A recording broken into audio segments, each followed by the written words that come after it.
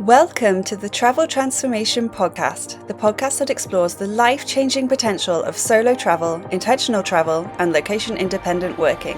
Whether you're an aspiring digital nomad or simply want to boost your confidence through epic travel experiences, I'm here to motivate and inspire you to go after all your wildest dreams. I'm Jessica Grace Coleman, author, travel transformation coach, founder of Flip the Script Travel Transformation Services, and your host for the Travel Transformation Podcast. Travel changed my life. Now let's change yours. You ready? Let's go. Hi, and welcome to the Travel Transformation Podcast with me, Jessica Grace Coleman. In this episode, I want to do a quick review of my 2022, including the places I've travelled to, but also looking at what I've achieved in terms of my travel transformation business and how I've got to the point where I am now. Because, as I'm sure you all know, creating a business or starting a passion project or whatever you're working on doesn't happen overnight. Some of this info can be found in my book, Intentional Travel Transformation, which you can get now from Amazon and several other online platforms. If you'd like to check that out, you can just head to traveltransformationcoach.com/books to find all the links. I also wanted to take a moment to reflect on the past 12 months and on how I've transformed myself and my life, because we don't often take the time to pause and look back on everything we've achieved and really congratulate ourselves for all the cool stuff we've done. I don't know if you're like me, but I'm constantly looking at the next thing, always thinking what needs to be done now, constantly striving for more, and I don't often take the time to actually celebrate my successes, which is what I tell my clients they should do all the time, so I should really listen to my own advice with that. And I think that in the past I've always equated success with money, so if I did something and didn't make money from it, I tend to not count it as a success in my mind, which of course is a load of rubbish. So I'm trying to get out of that mindset and celebrate my wins, big and small, whenever I can. And this is the perfect time to do it. When I got the paperback copy of my Intentional Travel Transformation book in the post a couple of weeks ago, I was excited, sure, but I kind of checked it over, went, oh, cool, and then put it down and carried on with my day, just got straight back to work. And if I think back to 2012, when I first published my first novel, The Former World, getting that paperback in the post of my own book, a book I'd spent years writing, and a book that represented so many hours of work, I felt incredible. I was so excited to actually hold a physical copy in my hands. But now, after having written 11 books, fiction and non-fiction, it just doesn't seem like such a big deal, but it should. It totally is, and I need to remind myself of that. Especially as this book is so personal to me, and it includes some really personal stuff, which took quite a bit of courage to put out there. And especially as it represents pretty much my entire journey from when I decided to change my life last December to now. And when you look at things day by day or in little increments, it doesn't seem like you're doing much. But if you look at it over the whole year, you can see how much you've changed, grown, improved, and all the cool things you've done, which is what this podcast episode is about. And I encourage you to do the same thing as well.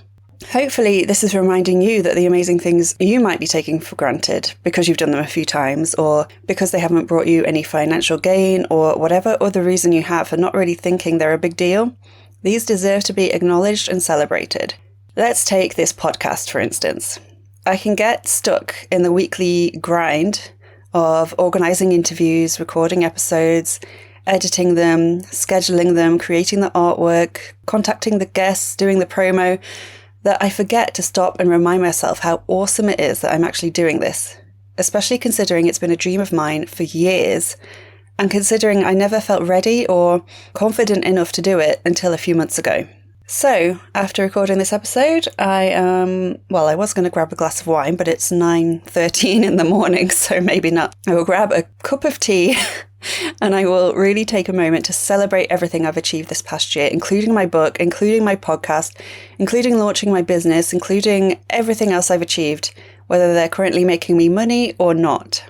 I also wanted to do this episode because my memory is pretty bad, and I like the idea of having this recording to come back to and listen to in the future and remember just how life-changing 2022 really was for me, even if it might not have felt like it at the time, all the time, in the moment. I guess it's my way of keeping a diary, but one that other people can listen to and hopefully get something from. Okay, so I'm going to briefly look back, and I say briefly, and it usually ends up a lot longer, month by month at 2022, using my trusty Google Calendar to see what I got up to, And then I'm going to look ahead for 2023. I'm all for being spontaneous and seeing where the wind takes you and all that, but I'm also a big planner and I need to have a plan in place for each year, even if it totally changes throughout the year. I also love planning stuff, so this isn't a chore for me. It's exciting to think about all the awesome things I'm going to achieve in the next 12 months. And I'm going to make sure I achieve awesome things in the next 12 months so that in December 2023, when this podcast is hopefully still going, I'll have lots of cool stuff to talk about at my next end of year review. Okay, so let's get started.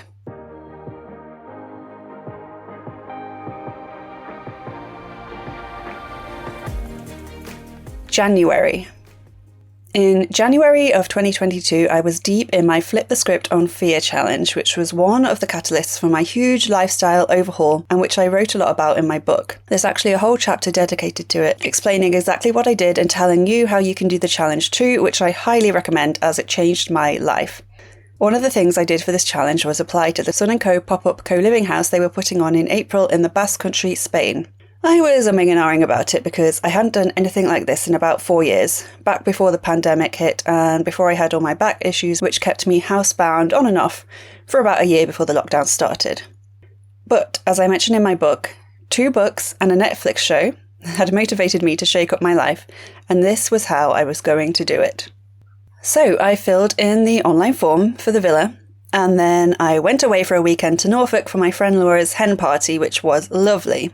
There was a group of us that had hired a holiday home, complete with hot tub, which is one of my favourite things in life. Seriously, hot tubs are like therapy or something for me. I feel so relaxed and content when I'm in one, although I really haven't been in that many, really.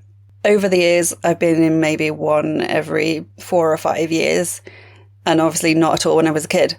So, little did I know then that this would be hot tub 1 of 4 this year. Which I say is about 3 more hot tubs per year than I've ever had, and which sounds very decadent, but that's what I like to splash out on because it makes me so relaxed and happy. And if you have like a happy place you go to, a physical happy place, not in your mind, this is my happy place, especially if it's at night with twinkly lights, especially if you've got a glass of bubbly in your hand, especially if you're with a good friend and you can just chill. If you've got some music playing, it's just my perfect place. So I was very happy with the amount of hot tubs I had this year. I'm going to have to make sure I go in 5 hot tubs next year to top my record. Anyway, I had a great time with Laura and her friends, and by the time I came back from that weekend, I was booked into the villa in Spain. So, January was the start of everything. I also had a quick trip up north in January to go to Leeds and go bridesmaid dress shopping for my friend Gemma's wedding, so there was another quick little trip there. January was also a little weird because it was the month I ended a 4-year relationship, and I don't want to go into any details here, but it wasn't working for either of us, and we were both pretty miserable with how things were going, so it was a sad thing, but it needed to happen. So yeah, January was quite a life-changing month. February. February was also a month where, on the surface, it might look like not much happened, but in reality, huge changes were afoot. At the start of the month, I messaged my lovely landlord and lady and told them I'd be leaving the little house I'd been living in for the past 3 years to go travelling. They were really nice and super excited about my travels, and doing that one thing really made the whole digital nomad idea real. So, once that was done, I spent most of that month sorting through all my stuff. I've moved a fair few times over the past decade or so, and every time I move, I get rid of so much stuff. I Marie Kondo everything. And then, of course, in my new place, I gradually accumulate more and more stuff, so when I move again, I have to get rid of loads more. And this time in particular, as I was sorting through my stuff, I had to keep asking myself the question, do I really want to have to pay to keep this in storage for years, or should I just get rid of it now? So I got rid of a load of stuff. Old furniture that had seen better days either went to the tip or they were put on my estate's Facebook group page to give away to my neighbours. I gave some stuff to friends and family. I took boxes and boxes of things to the local Catherine House charity warehouse. It took a lot of time, and I did it gradually over the weeks, but it felt so therapeutic. It was like by getting rid of all this stuff I no longer needed, I was shedding my old self to make way for the new one, for my new lifestyle, and that felt great. March.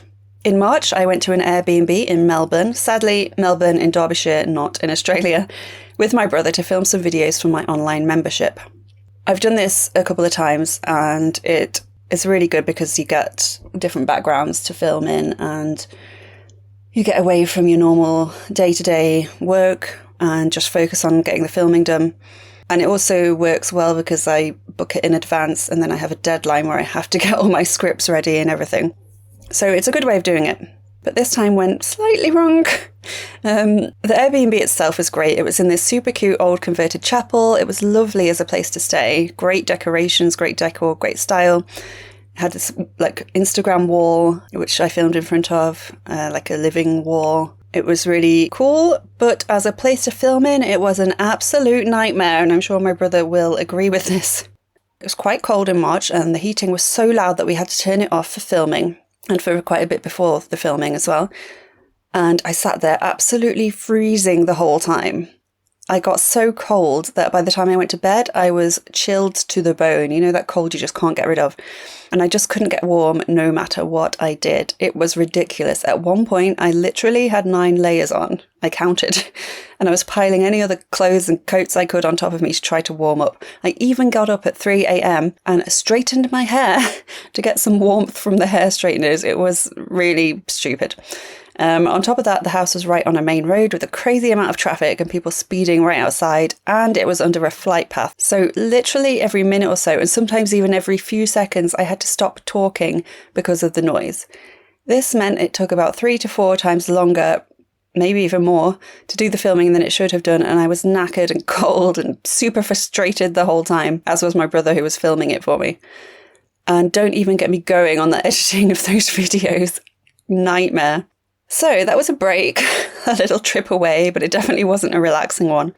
And I just want to say thanks to my brother for helping me with the filming, even when it was 11 p.m. and we were both yelling at the drivers and the planes and just generally losing the plot. In March, I also went to a self-storage unit place. I had a look around. I completely guessed what size storage unit I would need because I had no clue, even after measuring some of the bigger items I was going to put in there. And I put my deposit down. Another no going back moment. And then on the 29th, I moved out of my house. Big thank you to my brother and my parents for helping me cart all my stuff to the storage unit. I then cleaned the entire house, gave my keys to my lovely landlord and lady, and left. I had a few weeks before I needed to leave for Spain, and my parents had kindly said I could stay with them until I went. At the end of March, we also had our Zoom call for the Sun & Co pop-up, where we got to meet a lot of our new housemates online, and we started organising our social and professional events using an Excel spreadsheet. This is when I put my name down to do a professional event on life purpose and legacy. And I didn't know it then, but this was the start of me overcoming my fear of public speaking through travel. Again, this is basically what my intentional travel transformation book is about, and it was what I went into this experience trying to achieve. It was an exercise in putting myself out there, but I had no idea it would turn into this whole book and this whole business and this podcast and everything. So even though this part was literally, it just involved me typing a few words into an Excel document and seeing if anyone would sign up, I was super, super nervous. April. The first half of April, I said that really creepily, didn't I? April. The first half of April passed by in a bit of a blur. Then on the 21st, I jumped on an EasyJet flight, £68, including checking in my giant suitcase, from Manchester to Bilbao. I stayed in the Old Town area of Bilbao for a night, and then the next day I met up with a digital nomad couple who would be staying at the villa, Kaizu and Nikki. And after having quite a few pinchos and drinks, we made our way together to a little village called Gàtigues Artiga, via Guernica. I was super nervous, but everyone was lovely, and I soon settled into the villa. I worked remotely there along with everyone else. At this point, I was mainly focusing on my editing and proofreading work, as well as my Flip the Script Academy, which back then was aimed at female entrepreneurs. Again, I'm only mentioning this briefly because a lot of it is in my book, and I've talked a lot about this on my podcasts in previous episodes. April is also the month I delivered my Life Purpose and Legacy Skillshare presentation, which people had actually signed up for on the Excel spreadsheet. I was so ridiculously nervous, like you have no idea. But I did it, and I spent the next month throwing myself at every opportunity I could, whether it was professional events, scheduled social events, or just hanging out, drinking wine and talking. Whatever we were doing, I made a conscious effort to really join in rather than just hang back and listen, which is what I usually do. I'm far more of a lurker than a taking parter, generally. The villa was beautiful, the people were amazing, and I had such a great time. April was awesome. May. For most of May, I was still at the villa, although after the initial 2 weeks, a lot of people left and new people came, so that shook things up a bit. We had some great times. Again, you can read about it in my book. And on our last night in the villa, I kind of tested myself and read out a poem I'd written to the group about our stay there. A month before, I would have been terrified. Now, I felt fine. I even actually enjoyed it, which was amazing. Then, on the 22nd, I got up at 5 a.m. and I caught a plane from Bilbao to Alicante with three of my housemates, Irene, Tomislav and Nuria. And then Irene, Tomislav and I made our way to the main Sun & Co house in Javier, which is a really cute town near the coast. This was another co-living house, gets turned into a hostel in the summer, so a bit of a different vibe to the villa, but it was run by the same company, so we had the same kind of format with the social events and professional events, and I met some more really great people. I continued working while I was there, though this time they had a separate co-working space a couple of minutes from the house, like a little office. That was really handy, and I did a lot of work there. June. June was a lot. At the start of June, I was still in Javier. I was meant to stay at the Sun & Co house until the 13th, but I'd met so many people who had told me so many great things about Valencia, including this lovely French lady Nina who'd just come from there, that I decided to cut my stay in Javier short and head to Valencia on my own for a few days. So on the 7th, I said goodbye to everyone at the house, totes emoji, and got on a bus to Valencia, which took about 2.5 hours. I checked into my Airbnb, which was just a room in someone's house, and I went exploring. I loved Valencia, so I was so glad I went. And on my first night there, I did a group tour, a walking tour of the City of Arts and Sciences, which is incredible, one of my favourite places, and some wine tasting and tapas on a penthouse rooftop. Super fancy. But sometimes you just have to treat yourself. That night I met Alicia and Regina, two older sisters from Texas, and we spent the rest of that week hanging out in Valencia, grabbing food, having drinks, going on tours, and going to a jazz night on the Friday. I also met up with one of my roommates from Javier, Kendall, a couple of times while I was there, so I really didn't feel solo during any moment of my solo trip to Valencia. Then, on the 13th, I flew to Paris, alone, but strangely enough, Alicia and Regina were also going to Paris the same day, so I was able to meet up with them for food and drinks there too. I was staying in a room in an apartment building which had its own tiny kitchenette, which was handy because it's very expensive to keep eating out in Paris. And although I wasn't anywhere near the centre, like I was very far away from all the main stuff, the metro was really easy and cheap to use. If you've listened to episode 14 of this podcast, you'll have heard all about what I got up to in Paris, so I won't go over it all again. But I had a great time, even though I was on my own a lot of the time.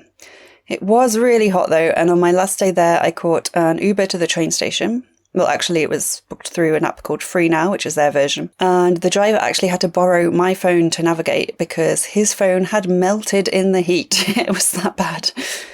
So it was kind of a relief to get on the Eurostar in sweaty, melty Paris and arrive a few hours later in grey, rainy, cold London. Nothing quite like being back home. And I loved going back on the Eurostar, by the way, rather than flying. It made a nice change. There were no airports involved, which was good. And it was really simple and actually quite cheap if you book far enough in advance. If you leave it to last minute, it can be very pricey. I'd had to come back to England for the summer because I already had quite a few things booked in.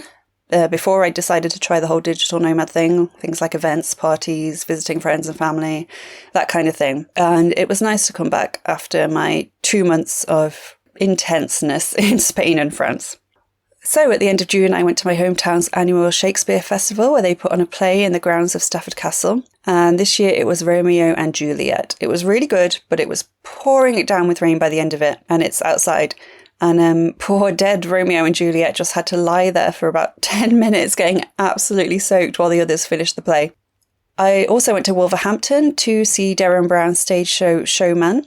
It was just as amazing as all his other shows I've seen, and actually really emotional too. It was really good, and may have had a wee tear in my eye at the end of that. Definitely worth coming back to England for, especially as I'd originally booked it for 2020. And I'm sure you know what happened that year. July. So at the end of June and into July, I did some pet sitting for my friends. I looked after my friend Ruth's cat, Marble, and my friend Laura's dog, Albert. Pet or house sitting is a great option for digital nomads, especially if you're looking to save money for a bit, and especially if you love animals like I do. So that was in Stafford and then Norwich. It was great to see Laura and visit her new husband, Rob, who I'd never actually met before, and I had a nice roam around Norwich while I was there. I visited the cathedral and I checked out all the dinosaur statues that were dotted around the city when I was there, which was a kind of charity dino trail.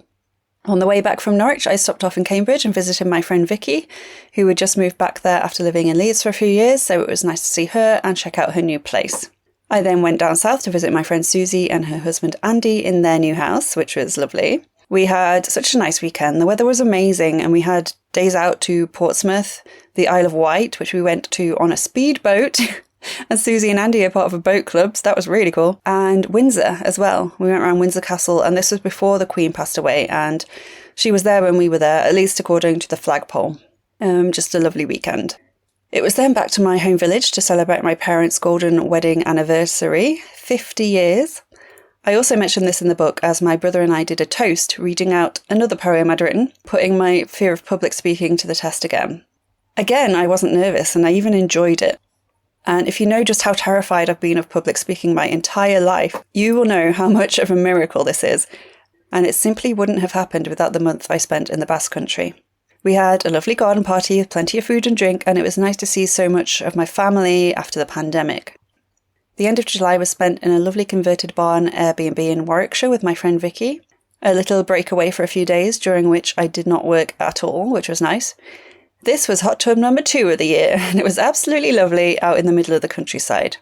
While we were there, we went to the Commonwealth Games in Birmingham, had a wander around Stratford-upon-Avon, a place I love, and we checked out some of the super cute Cotswold villages, Chipping Campden, Chipping Norton, and Broadway.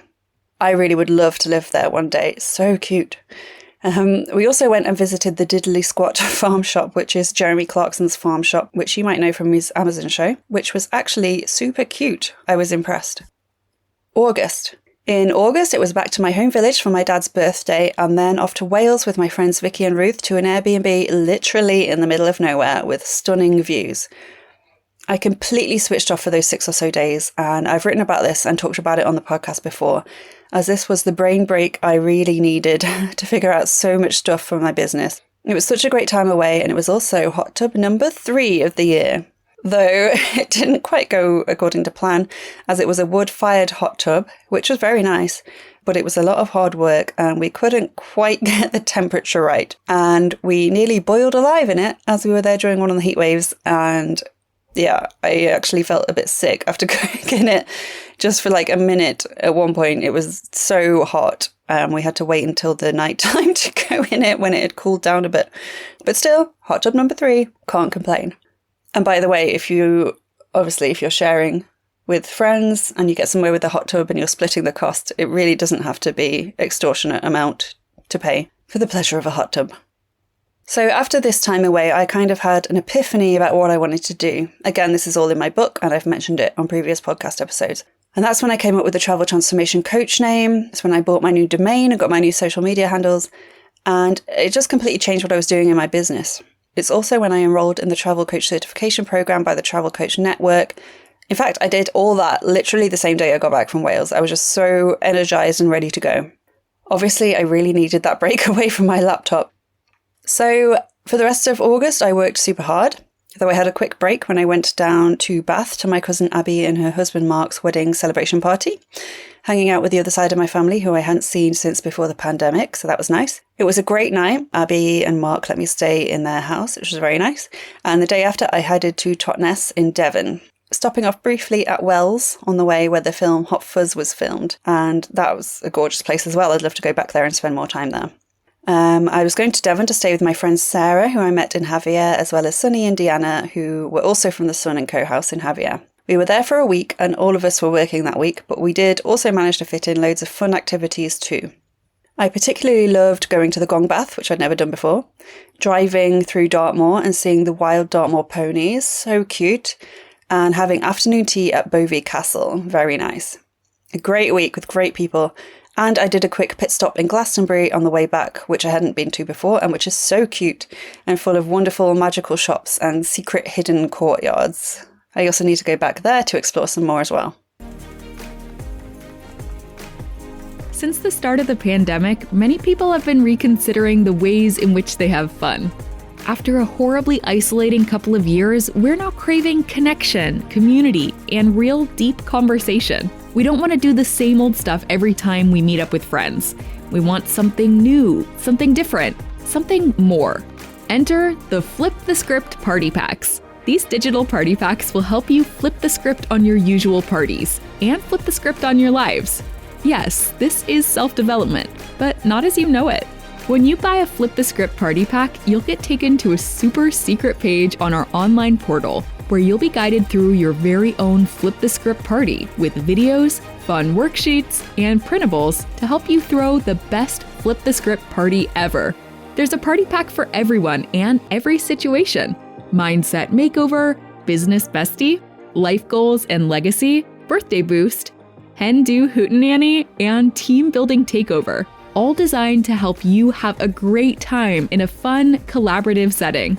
They're also perfect for when you're meeting people on the road and you want to get to know your new travel buddies. Small talk's dead. It's time to get deep with a Flip the Script party. Just head to traveltransformationcoach.com/party to purchase, or get all 6 party packs free when you sign up to the Flip the Script Digital Nomad Academy at traveltransformationcoach.com/academy. And now let's get back to the Travel Transformation Podcast.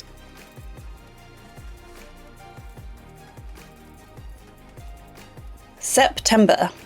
At the start of September, I did some more cat sitting for my friend Ruth.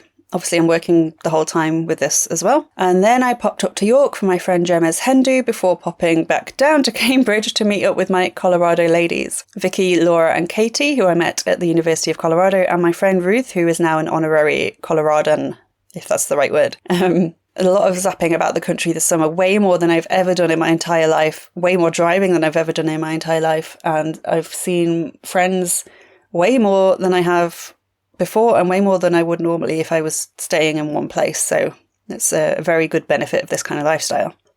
In August, I also went to Lichfield to see Alan Fletcher or Dr. Carl Kennedy from Neighbours with my mum. And we ran into my friend Heather, who I hadn't seen for years, which was nice. And I've since met up with her again.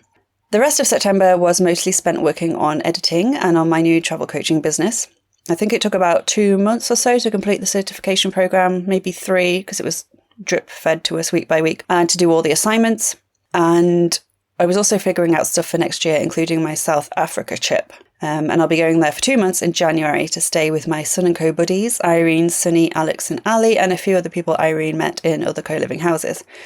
So I booked my flights, started sorting out my schedule for next year, all that kind of stuff, which is very exciting. And I love planning and scheduling and getting out the Excel spreadsheets and all that stuff. So that was great. October, the best month. October is my birthday month and just generally my favourite month because I love autumn. So I had a nice time on my birthday in my home village, just chilled, and then went to this American diner in a nearby town with my family. And then I headed to Manchester at the end of that week to meet up with Brittany, a woman from the States who is in the Travel Coach Network. We had pizza and wine and we talked about business and travel coaching and travelling, and it was really cool to hear someone else talking about it and see how she does stuff. And then I introduced her to the wonders of Primark. It was a rubbish day weather-wise, but it was so nice to meet up with her and hear all about her business. And we both enjoyed going to the fake Central Perk Cafe inside Primark as well.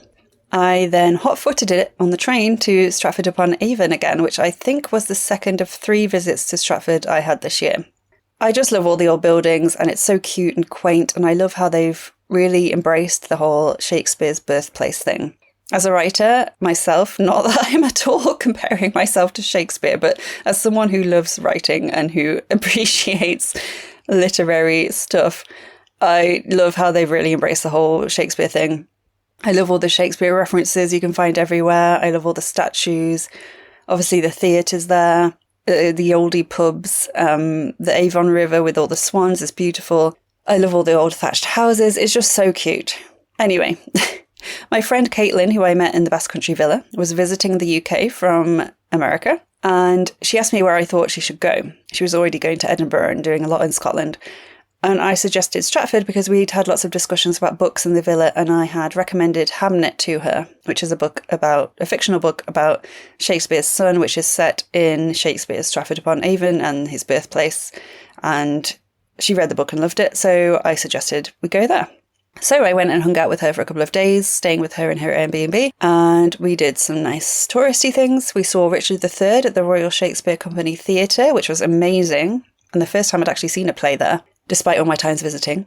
And we ate and drank, including having a Shakes beer at one of 2 pubs in Stratford that claim to be the oldest pub in Stratford. But yeah, great gimmick with the Shakes beer. Really, really appreciated that pun, that play on words. It was really nice to see Caitlin and to catch up and to just hang out and talk. And then she got back on a plane to New Jersey and I got back on a train back to Stafford. In October, I also helped my brother with some filming. He has a YouTube channel, Yachty Laboratories. Check it out, it's awesome. And he makes really cool videos with fun storylines and special effects. I was in one as part of a ghost hunting team, which was really fun to film, even though I cannot act at all.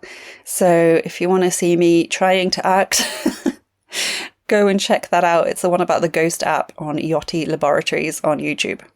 Then, on the 18th of October, I launched this podcast. I had recorded it and edited quite a few episodes. All the artwork was done. Everything was ready, show notes, all that kind of stuff. And I was kind of just sitting on it, wondering when I should actually launch. It's that thing of, I don't mind doing all the work, but when it comes to putting myself out there and doing that last little thing to get me over the last hurdle, I freeze up a little bit. I do it with everything. But I had my final assessment of my Travel Coach Network certification program. And part of that was a Zoom call with the CEO, Sahara Rose DeVore, who I actually interviewed for this podcast last week. So that will be coming out soon. And I mentioned my podcast and what it was going to be called. Sahara was surprised that the name hadn't already been taken, considering how travel coaching is becoming more of a thing and how travel transformation is a big thing. So she told me to get on it as soon as I could. So I did.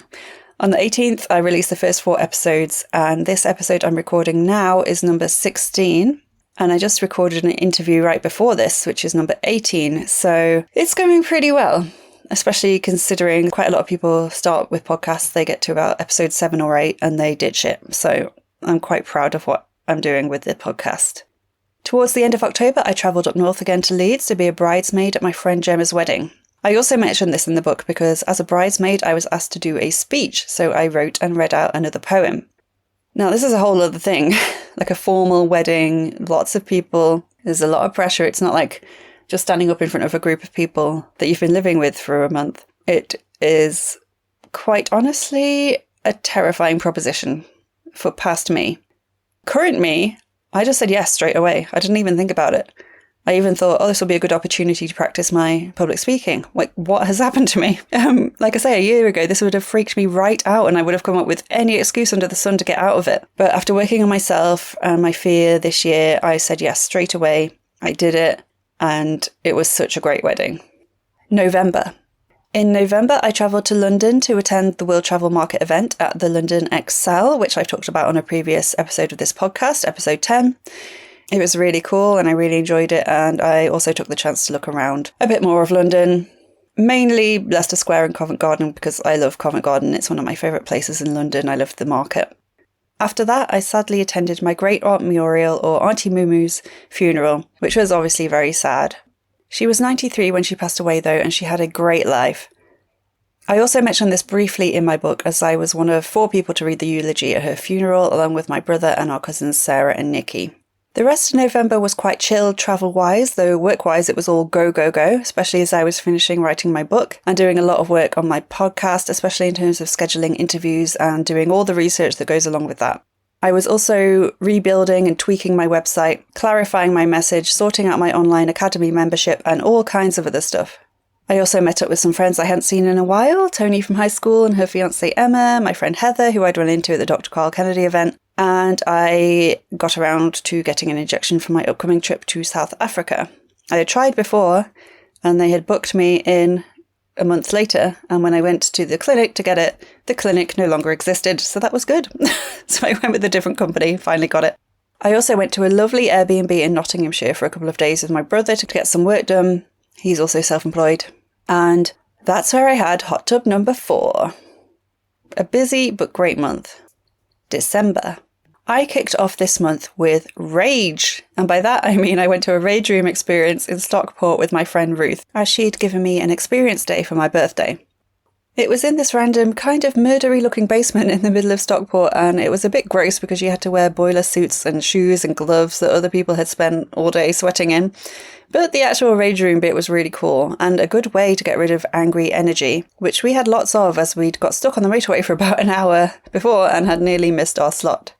We got to take a sledgehammer to a printer and a monitor, and I did feel a bit bad about this because I have a habit of seeing inanimate objects as real living things, and this printer, bless it, its lid popped off as if it was opening its mouth, and then it kept closing and opening as if it was screaming. So sorry, printer, but we did smash it to hell. And a monitor, there was a punching bag, there were all kinds of weapons and lots of glass bottles that we could throw and smash against a wall. It was really fun and really knackering. And then we went and had a nice lunch and did some shopping before heading back. And they had a nice little Christmas market on too, which was nice. That weekend was also the weekend I finally started posting on TikTok. I'm at Travel Transformation if you want to check out my profile. I'd been putting this off for ages. I've been meaning to do it ever since Javier in Spain, when one of our housemates, Gaurav, did a Skillshare on TikTok and was explaining how useful it is for brands and for building audiences and that kind of thing. So I've been meaning to do it since then. And I know it's a really good way of getting your name out there. So I finally did it. And I remember it was this time because the first video I posted was of Ruth and I going to the Rage Room. So far, that video has actually got the most views out of any I've posted, possibly because I put a lot of effort into editing it, possibly because the algorithm is just pretty random, and possibly because I included my parents' dog, Tilly Bean. Well, her name's just Tilly, really. I added the bean in the video. And who doesn't love dogs? But anyway, starting my TikTok was another big milestone in my business because it represents me having the confidence to put myself out there, which I didn't have before. I'm still not doing any dancing videos though. In December, I also went back to Stratford-upon-Avon for the third time this year for a lovely festive day out with my friends Jo, Kelly and Ruth. They had the Victorian Christmas market on, they had loads of stalls, and some people were dressed in Victorian clothes, not everyone. It was a nice frosty day, we had some delicious food and cocktails at a lovely place called Cafe Cocktail, which is super cute, highly recommend it. And we also went on a candlelit tour of Shakespeare's birthplace, which was really cool. I've been there in the day before and done the tour, but going at night when it's dressed up for Christmas and when there are candles dotted around and we were holding like battery operated candles in our hands, it was really quite magical. And we then had mulled cider and mince pies at Will's Kitchen, while a trio of musicians played traditional Christmas songs. Really cute. The next evening, I met up with a load of friends from high school to go to Luminate at Shugborough Hall, which is a nice stately home in the next village along from where my parents live. And my mum used to work at the Shugborough estate, so I have a lot of nice memories of the place from childhood.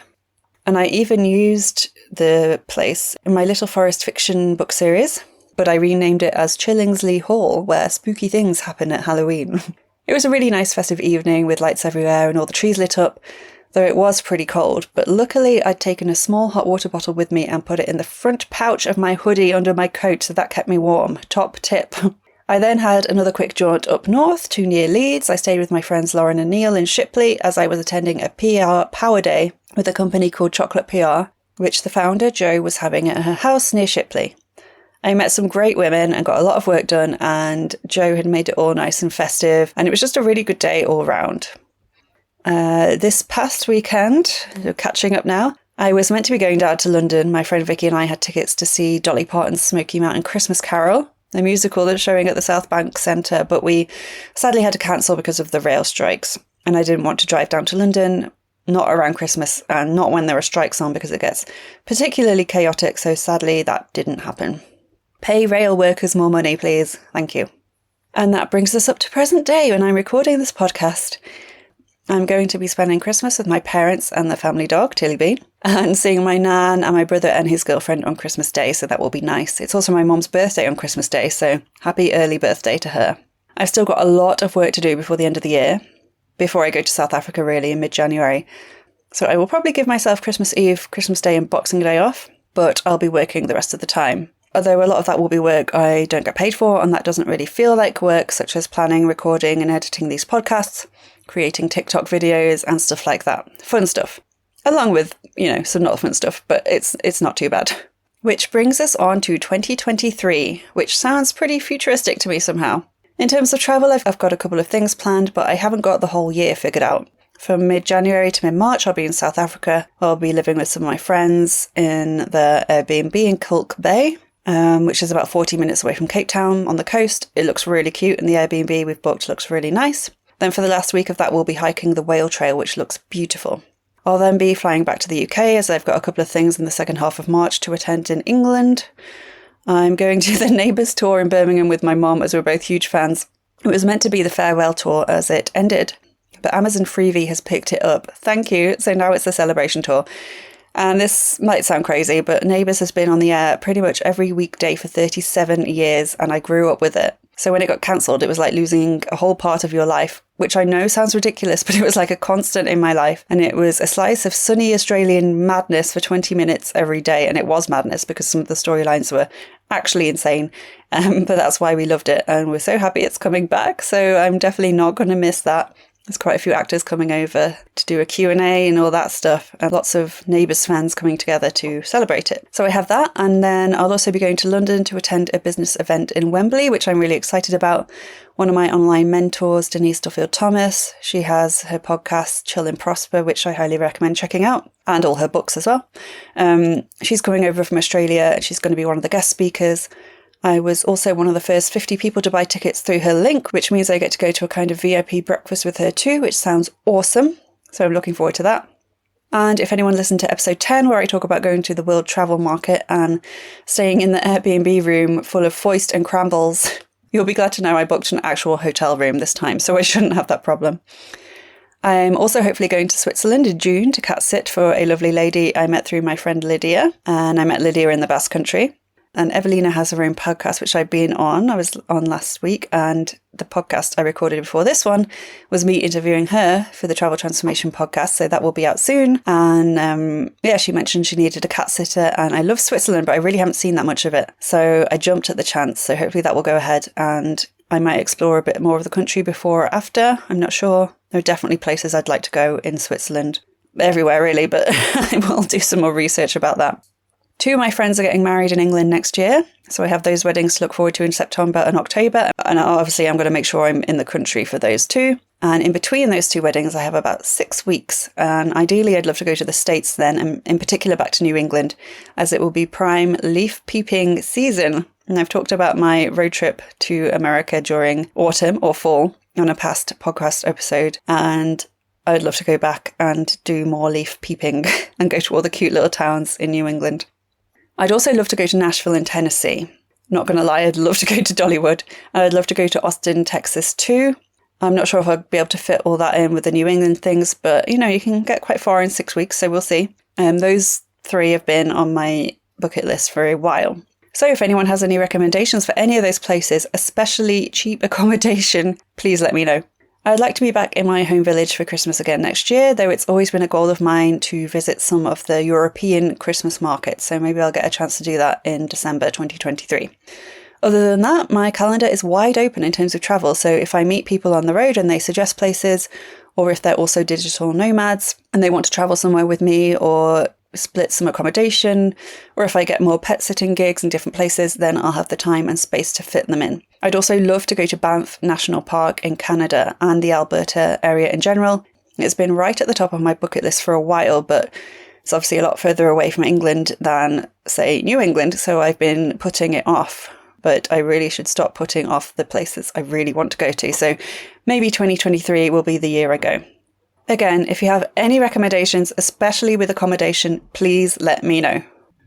In terms of my business, I think 2022 was the year of pivoting, of figuring out what I actually want to do, and of getting things started.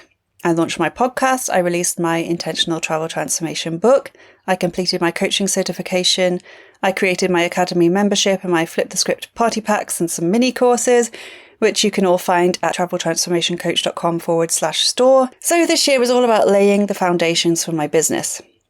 2023 then is going to be about building my brand, growing my audience, and getting my message out there. It's going to be about putting myself out there, about marketing and PR, basically doing everything I can to get noticed and to spread my message, because that's how I'm going to grow my audience, my brand, my business, and it could be the start of collaborations and working with others and all other kinds of things that I can't even imagine right now. It's also going to be about networking, both in terms of my business and my life in general.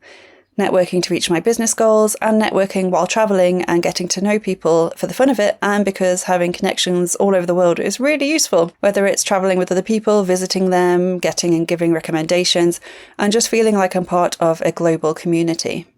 And the interviews I do on my podcast really help with that as well, with networking and with feeling part of a community. In 2021, my world was very small. In 2022, it started getting a lot bigger. And in 2023, I want it to get even bigger still. And that happens not just by seeing the world, but by making connections with the people you meet along the way. So I'm going to focus on building brand awareness and getting my message out there, and just helping as many people as possible to transform themselves and their lives, because that is the important bit. And if I'm helping people, enjoying my work, and hopefully making some profit from it, that will be a brilliant result for next year. It is my goal to still be doing this podcast at least once a week until the end of 2023, and I would even like to get to twice a week by the end of the year as well, releasing an episode every Tuesday and every Thursday. I've been doing a few bonus episodes like this one, but generally it's every Tuesday at the moment. I'd also like to start writing my next book. I have no idea what that will be yet, but I'll be keeping notes of my travels and the intentions I'm going into every trip with. And who knows, maybe one day I'll write a full-on memoir. I'm reading Eat, Pray, Love at the moment by Elizabeth Gilbert, and I would love to be able to write as beautifully as she does. I love the way she sees words and language, and that would be amazing. I also need to get more proactive in 2023, seeking out opportunities rather than just hoping they will somehow miraculously come to me. I recently rewatched all 7 seasons of Gilmore Girls and the Netflix special A Year in the Life. It took me several months.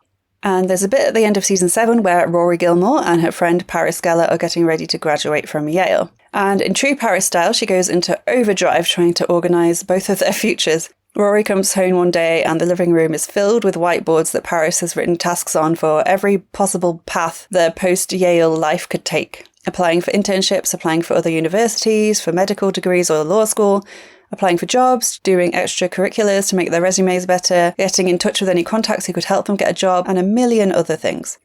Rory sends something like 75 resumes out to jobs all in one day. Paris applies to every medical and law school going, and they both just power through their lists like their lives depend on it, because I guess they do. And yes, I know it's fiction.